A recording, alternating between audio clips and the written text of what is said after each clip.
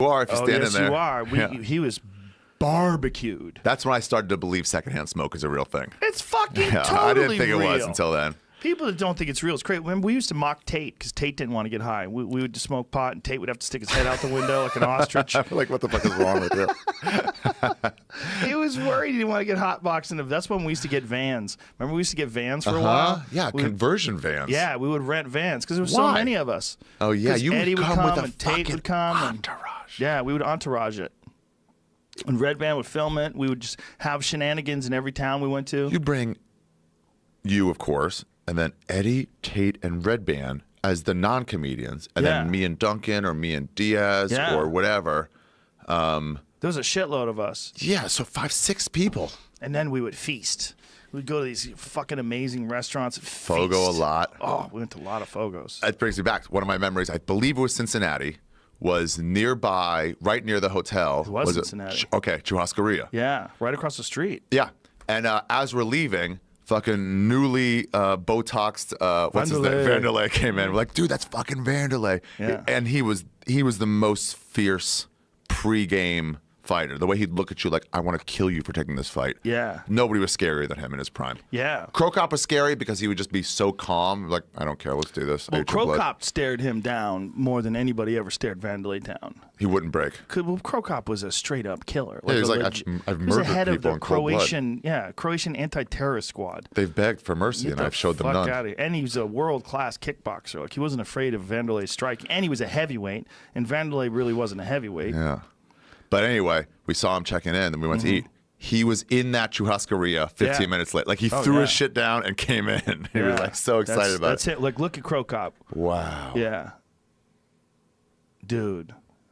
Nobody stared down Crow Cop back then. That was when Crow Cop was at the peak. Look at this Japanese guy going through his routine. He's like, fuck. And I'm pretty sure this was before Crow Cop really had sort of mastered MMA. He was coming over as a straight kickboxer, and they had different rules for him. The rules for Crow Cop were like you can only fight on the ground for like 30 seconds. They had really? and if the fight went to a distance, it would be a draw. Damn. Yeah, because he really didn't have a lot of experience with takedown defense or any MMA fighting back then. And Wanderlei didn't get Botox. He had his face reconstructed because his nose, he had been in so many brawls, his nose had completely flattened where he couldn't breathe out of it, and he had so much scar tissue over his eyes that his eyes were drooping down, so he'd get cut instantly. Any punch that would hit him would open him up like a gash. And his nose was completely flat. So they took a chunk of his rib and rebuilt his nose, and he had his nose built big so he could breathe out of it more.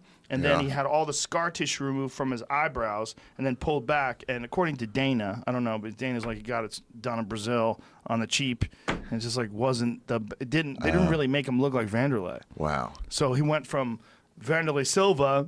It's like Wanderlei Silva has the most profound facial form change in all of MMA. Because he went from if you go back, he's like Sammy Sosa. Wanderlei Silva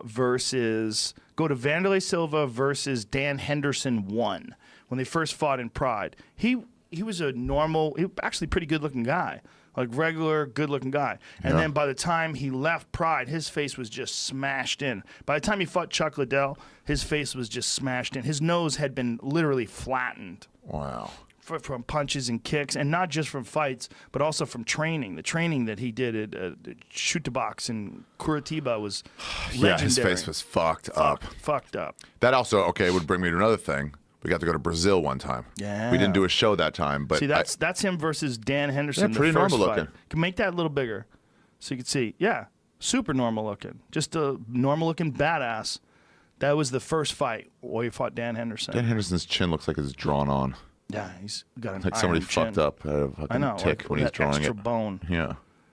Jay Leno and him should chin off. See that picture of Wanderlei above that with the eye all fucked up? That was him from that fight. Oh, really? Dan Henderson connected with a haymaker of a right hand and fucked up his eye. I love how this guy's smiling that. Like, look at this badge. Look at this cool picture I'm about to take. But you mean, look at Wanderlei's face there in comparison to his face later on in his career. Totally different. Dan Henderson looks exactly the same. Mm-hmm. He looks like the same guy. He's just an older version. He might be one of the toughest guys that's ever lived. So tough. Yeah, Dan is just a fucking... Yeah, now look at that picture up there with the tattoos on the shoulders. Go to that one. Now that's him after facial reconstruction. Make that larger. See, that's after the facial reconstruction is settled in. You know. Oh, we saw him right then. And he just fought real recent, like a couple weeks ago. No way, he's still fighting? Got knocked out by Rampage. Rampage flatlined him. Wow. Yeah. Rampage is still fighting too. Yep. Rampage still carries that power. That was when he KO'd Rampage KO'd him in the UFC with a vicious left hook. Knocking him through the ring in Pride was one of the coolest. Yeah. I saw that later. I mean, way later. You come to the UFC and it's like all these highlights, this backlog of highlights of MMA. Like, yeah. Wow. Especially after the UFC purchased Pride. Yeah. Yeah. Rio was really cool. Yeah. That's a place to go. And actually that fight, in terms of the audience response, the two biggest ones were Sylvia Couture in Columbus, first time they'd ever been in Columbus, and that Rio fight. Jose Aldo versus, that was Chad Mendez, right? Which one? The one in Brazil, wasn't it? It was a spinning back kick. Oh, that was Terry Edom versus Edson Barboza. Dude, from fight one of the undercard, the place was so you could feel it shaking. Yeah. And I remember them chanting something in the crowd because Dana did smart. It's one of the first foreign ones, and he made a Brazilian fighter on every fight. Yeah. He fucked up a little by having a couple times Brazilian versus Brazilian. But at every fight, and they were chanting something in the audience. Die. Yeah, you were like, you go to the translator, like, hey, what are they saying? Like, you're gonna die. It was like, oh my god, oh my god. Yeah, they didn't play games, man. Oh my god, that's when they were like legit, and I believed it. Like, we got to figure out how we're gonna get Chael Sonnen out of here. Fights Anderson here, and I'm like, come on. And then you go there, and you're like, oh, I believe it now. Yeah. Well, they're fiercely nationalistic.